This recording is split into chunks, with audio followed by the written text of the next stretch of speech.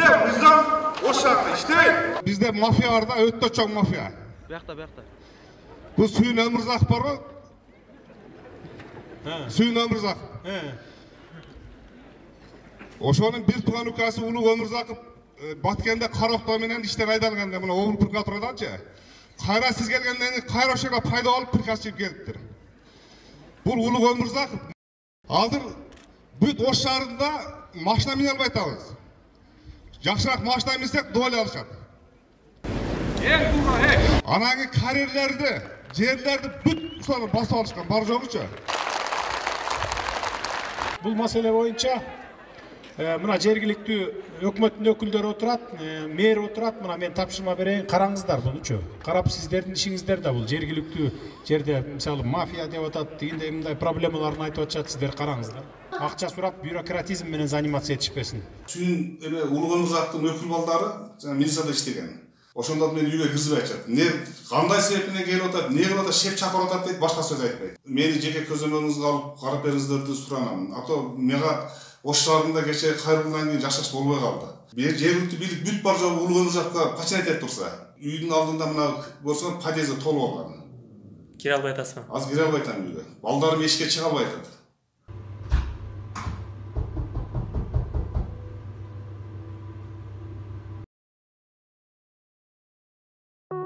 Урматтуу Москва шаарындагы мекендештер, врач-стоматолог Элдияр Жапаров стоматологиялык кызматтардын төмөнкүлөрүн сунуштайт. Брекет, имплант, протез, тиш салуу, тиш алуу жана башка бардык түрлөрүн сунуштайт. Жогорку сапатта эң мыкты жана ишенимдүү кызмат көрсөтөт. Биздин дарек метро Новослободская, улица Чаянова 18А, метродон 5 мүнөттүк жол. Байланыш телефондору +7 926 694 94 71. Эскертүү, брекет коюу арзандатуу менен 15 000 рубль. Бизде мынау Ош шаарында бизде мафия бар да, өтө чоң мафия. Бuyakta. Бул Сүйүн Ömürzak бар го? Сүйүн Ömürzak. Ошонун бир туган укасы Улук Ömürzak'ы Batkende Karokta менен иштен айдалганда мына оğul пырка тураданча. Кайра сиз келгенден кийин кайра ошого пайда алып пыркасы чегип келиптир. Бул Улук Ömürzak Мухаммед Умар деген өзүнчө спортсмендерди топтоп, өзүнчө бир отдел ачкан. Азыр бүт Ош шаарында машина мине албай атабыз. Жақшырақ машина мінсек доля алышат. Анаңы карьерлерди, жерлерди бүт ұстаны басып алышкан, бар жоғыча. Ана мынау Элдира Ömürzak деген мына Карасу районунда Нариманда тергөөчү болуп иштейт. Тергөөчү болуп иштеп туруп, ошо Наримандагы начальник милициянын ордунда отурат азыр. Биз канча арыз жазсаң да башкарсаңдагы мына Карасу районунда Ош областында өтпөйт. Себеби арыз жазып туруп, жана милиция эмени арызды примат эткен милиция иштен кетип атат. Бүт бар жоғын азыр, ушун мафия башкарып алган. Сүйүн Ömürzактын туугандары. Мына бар жоғынан сурап көргүлөр. Ишке кирсе дагы, чыкса дагы Сүйүн Ömürzakка приказ эме отчет берип турабыз, бар жоғучу. Биринде мисал асфальт салса дагы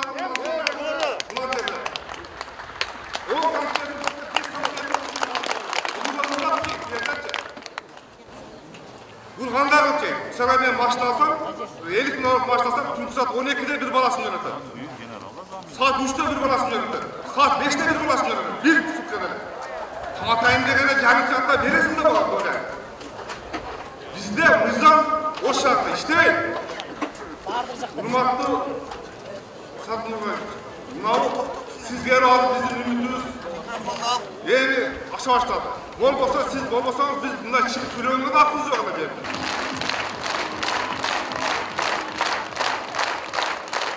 Түшүнүктүү.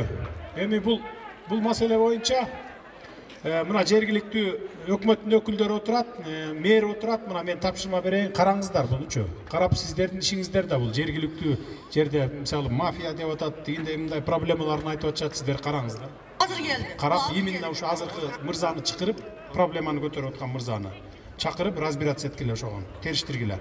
Акча сурап бюрократизм менен заниматься этишпесин. Саламатсыздар, урматтуу Адыл Акжулу YouTube каналынын көрүүчүлөрү. Бүгүн бизге кеч Каназар агайыбыз келип отурат. Агай, бир жакта карасаңыз, сиз азыр эфирге чыгып жатасыз. Урматтуу көрүүчүлөр, эсиңиздерге сала кетсем, кечээ күнү президенттин милдетин аткаруучу Садыр Жапаров Ош шаарында элдер менен жолугушуу өткөргөн. Анда Каназар агайыбыз чыгып өз суроосун берген. Анда Сүйүн Өмүрзаковдун инилери агайдын көмүр карьерин тартып алып, баскынчылык менен тартып алып, ичине киргизбей жаткандыгын айткан жана ошондой эле курал колдонуп, буга тийиштүү чара колдонуп берүүнү суранган.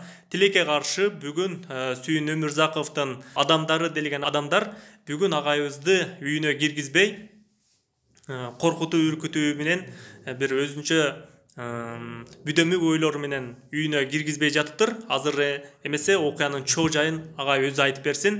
Бүгүн түн болсо дагы атайын биздин каналга 50 журтка кайрылуу жолдоюн деп келип отурат. Саламатсызбы? Анда эфирдесиз, сүйлөй берсеңиз болот.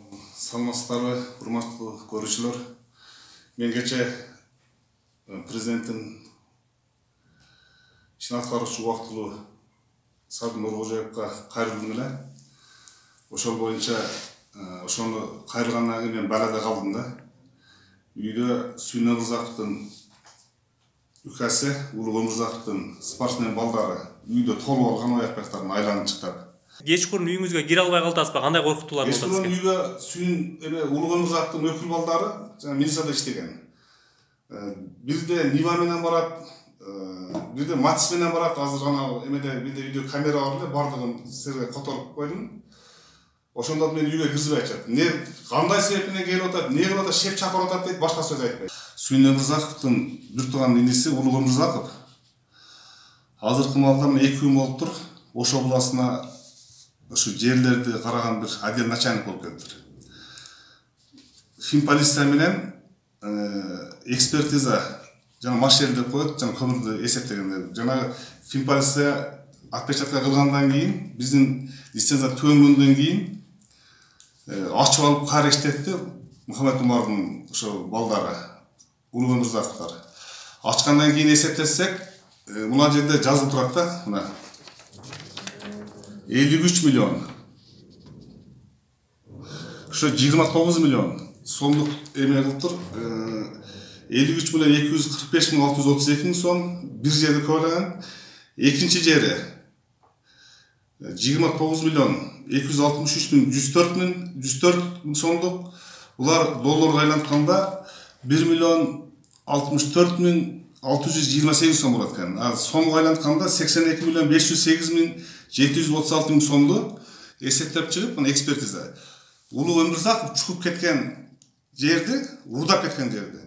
Мисалы, мен лицензия суроо бүткөн. Мен дагы көбөлө албайм. Эч ким көбөлө албайт. Лицензия бүткөн деген автоматически жер өкмөткө өтөт. Ушул жерди независимый эксперт келип туруп, мына ушул Улуу Өмүрзаков чугуп кеткен жерди эсептеп чыкканда, мына 82 миллион 508 миң 736 миң сомду лишти Улуу Өмүрзаков төгүш керек. Мынанычы Мамлекеттен каза. Мамлекетке төгүш керек. Бул эмеге кайрылбайт. Жана бизге түшпөйт. Улуу Өмүрзаковду албаш керек. Эч ким эмес, мамлекетке төгүлсүн деп чыгып атат. Ушуну төктүрө турган орган Обул прокуратурада ушуну көзөмөл органдын начальниги болуп туруп, Улуу Өмүрзаков өзү келип турат. 6 күн болуптур ишке. Мындайча айтканда карышкыга койго тартып атабыз да. Мына бул факты. Ушуну Улуу Өмүрзаковго төктүрүш керек. Азыр бул жерде дагы бир айта турган нерсе, жанагы Кара Суу районунун экология инспекциянын биринчи замначальниги Исмаил Абсатар. Тоже булар менен кош экен да. Бунун долясы 15% экен.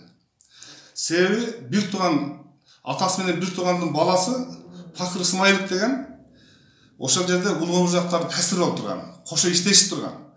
Мунун крышасы ошол Исмаил Абсатар Кара Суу районунун экология инспекциясынын биринчи замы. Булар бардыгы мында уюшуп алган да. Эч жака былкылдай албайт. Азыр дагы мына болсо, бул бир 5 айдык да, 5 айдык. Дагы 5 айдан бери дагы кабыл ачат, дагы 1 миллион доллар дагы чөп бар. Муну ушул Кара Суу районунун экология инспекциясынын начальниги замы менен жана ысмайыл акчатар менен мына улуукка төлөш керек да.